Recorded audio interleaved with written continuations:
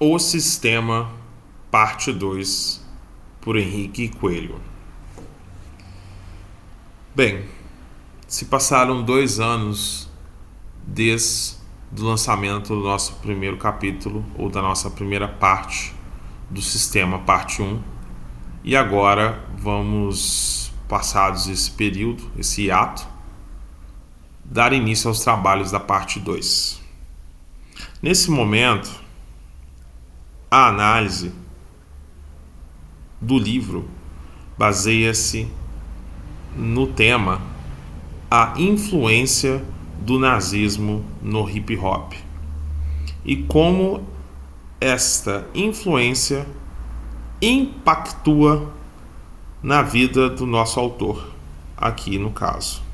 e na situação geracional de jovens, adultos e homens que estão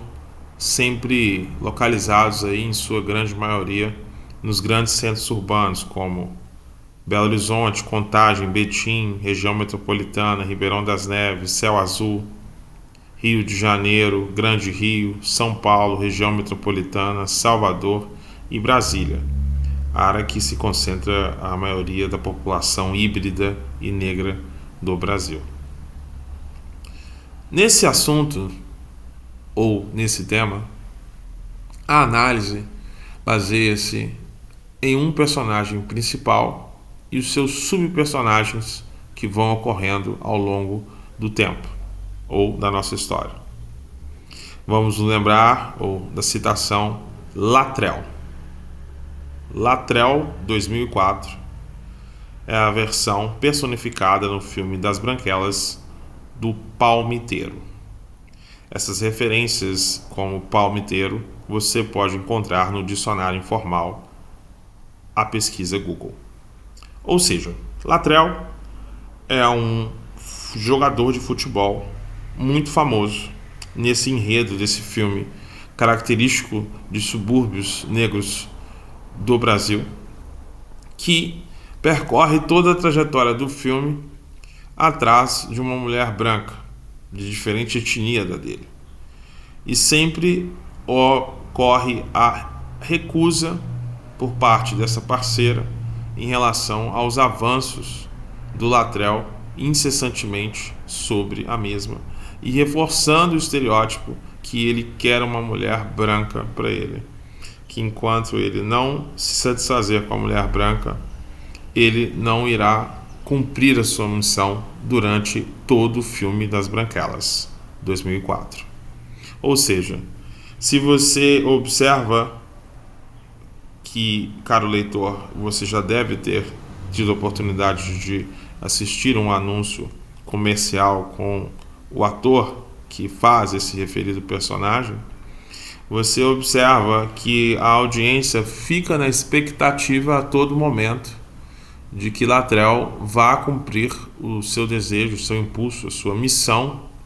de encontrar uma pessoa branca para ele ter a sua satisfação pessoal cumprida, que, como ele mesmo define, a última que ele encontrou deixou na cadeira de rodas, fecha aspas, Latrell dizendo no filme As Branquelas. Então, esse público, nós podemos definir, cria uma analogia muito forte a esse Latrell, que nesse momento o referido autor busca referências em 1991, Cirilo, como um jovem de periferia numa escola de classe média alta, que lá personifica numa personagem com o nome Maria Joaquina toda a sua angústia e desejo reprimido de aceitação pelo indivíduo ou por essa pessoa de pele branca, ele, Cirilo, 1991, como pessoa negra, pobre, que passa durante um ano dessa novela, que foi originalmente passada em 1991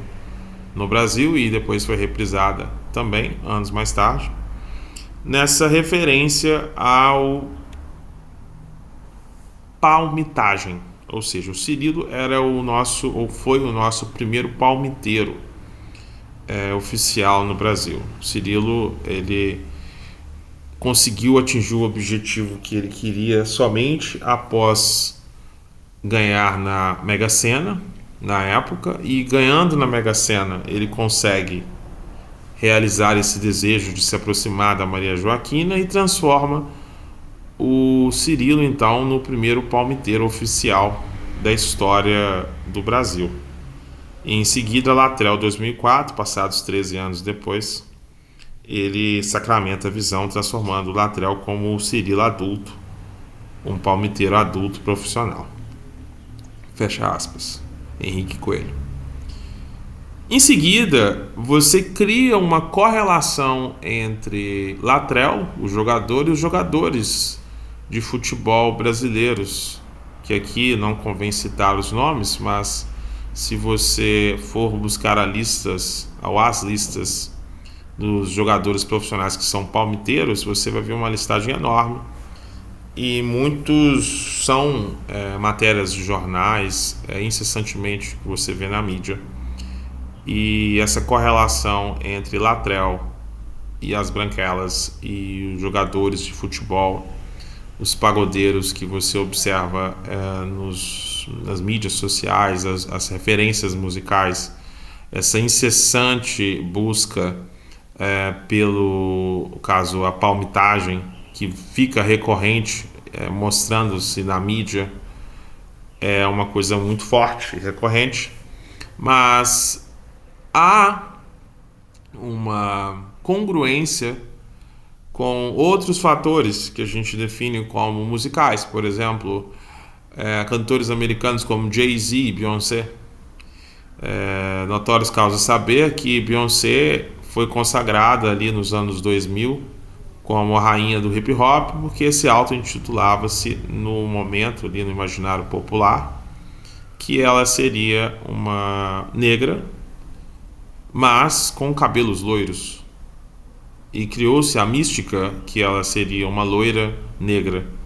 E se você cria a analogia de um negro loiro, há uma forte impetração ou interpretação de que o negro é diferenciado. É a cultura também do tingir o cabelo de loiro, né? Como se diz, o platinado entre os meninos de regiões periféricas, de regiões centralizadas, de grandes centros urbanos aqui do Brasil. Então, há uma influência forte na questão do nazismo no hip hop, na cultura negra, esse infiltre, porque você ainda encontra Rihanna e Chris Brown ali nos anos 2005, 6, 7, esses 3 anos, que cria-se um casal negro jovem, e ainda se tem Jay-Z e Beyoncé como um casal negro adulto, e o conto de Cinderela, que é muito extremamente relacionado na cultura pop americana, e a influência que decorre de situações como os seriados Eu, a Patroa e as Crianças, amplamente divulgado na televisão brasileira, com referências ao Junior, que é um jovem negro mais velho, como se diz, desmiolado,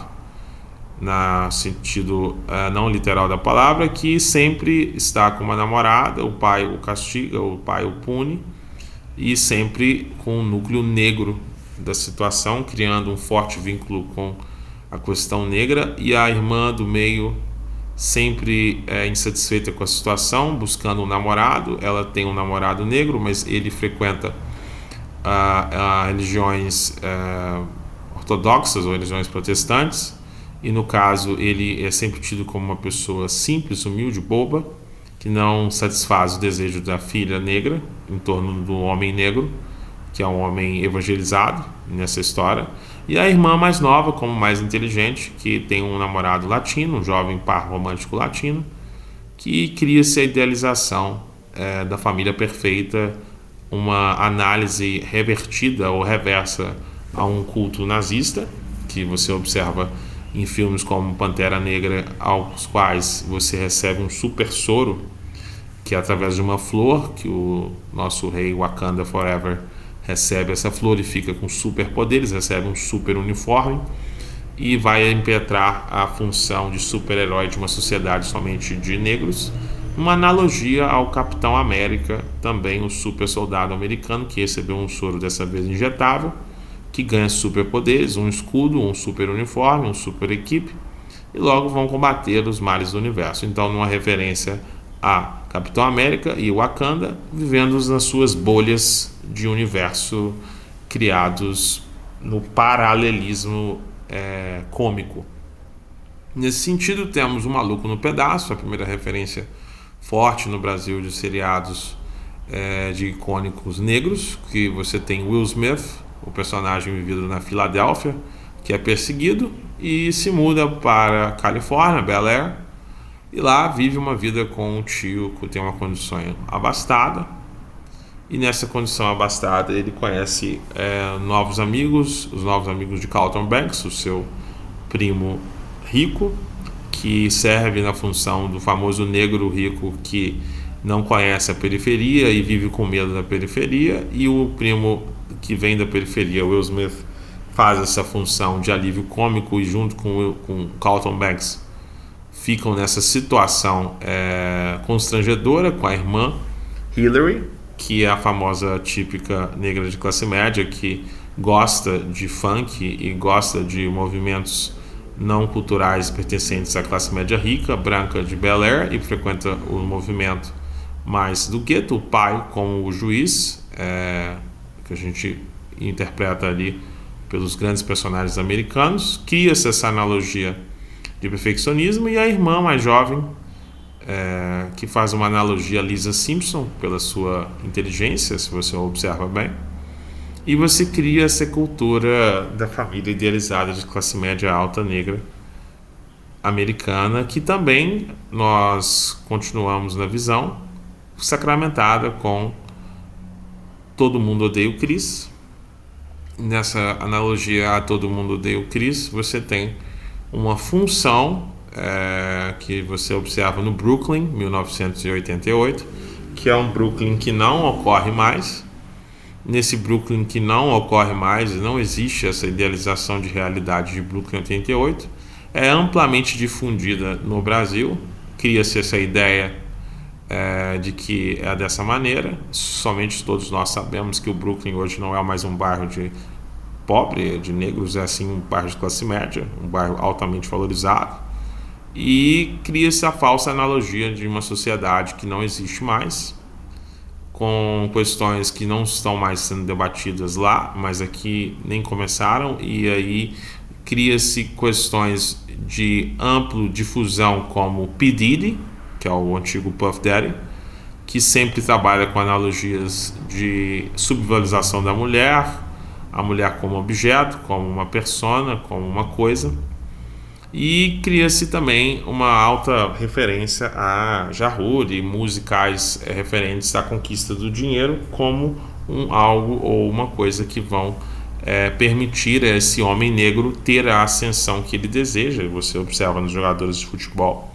do Brasil a ter o acesso à palmitagem ou a ser um palmiteiro. Refere-se à sociedade que você só pode ser palmiteiro se você tiver uma condição financeira. E esse jovem de periferia negro ali dos anos 80 e 90 é amplamente influenciado por essa palmitagem. Você observa filmes e pessoas, influencers do Brasil, internacionais, negros, que a todo momento pronunciam-se esse discurso incessantemente nas redes sociais sobre o que é palmitar, como é a palmitagem fora do Brasil, o que as palmiteiras gostam, o que elas gostam no homem negro, e reforça-se a cultura, esse estereótipo de palmitagem. Nesse sentido, nós temos Kanye West, um cantor americano que no início de sua carreira se identificava com a causa negra. No momento, hoje, ele já vende produtos de origem nazista nas suas páginas, se você observar aí nos grandes noticiários hoje, assim como as referências que esses nomes aos quais eu citei internacionais estão aqui sendo correlatos. E não é nenhuma novidade que filmes como O Professor Aloprado, dos anos 90, qual faça uma referência ao professor negro obeso como uma pessoa incapaz, como uma pessoa débil, como uma pessoa que não tem capacidade para desenvolver a sua função. Ele é obeso, ele busca sempre emagrecer, nunca consegue.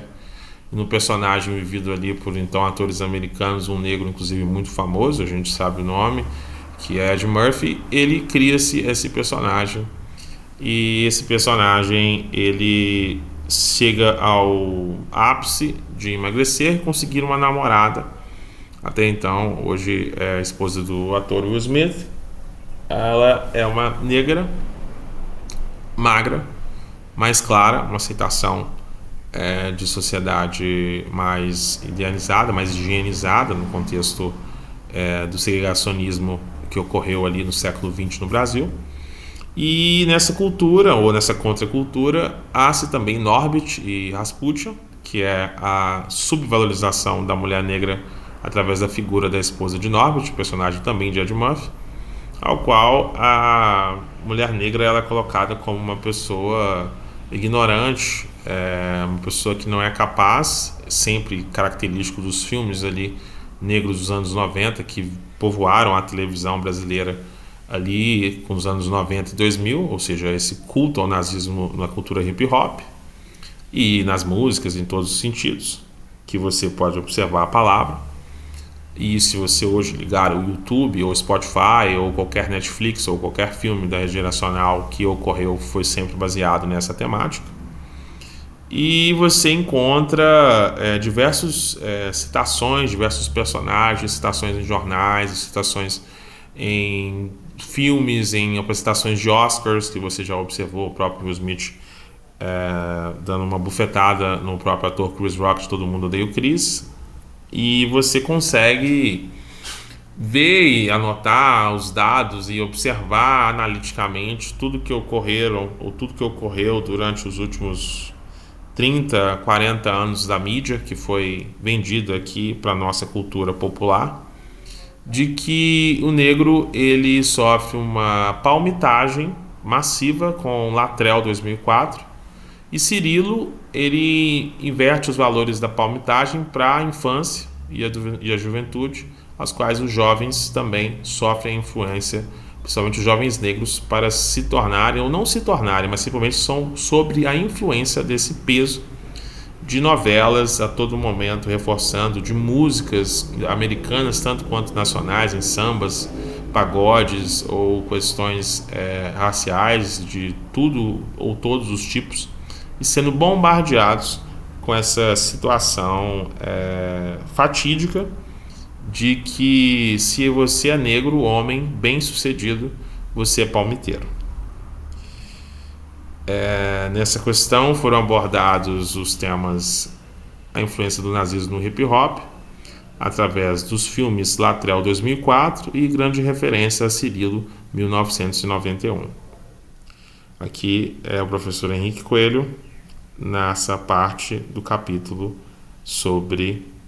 a influência do nazismo no hip hop e na cultura brasileira.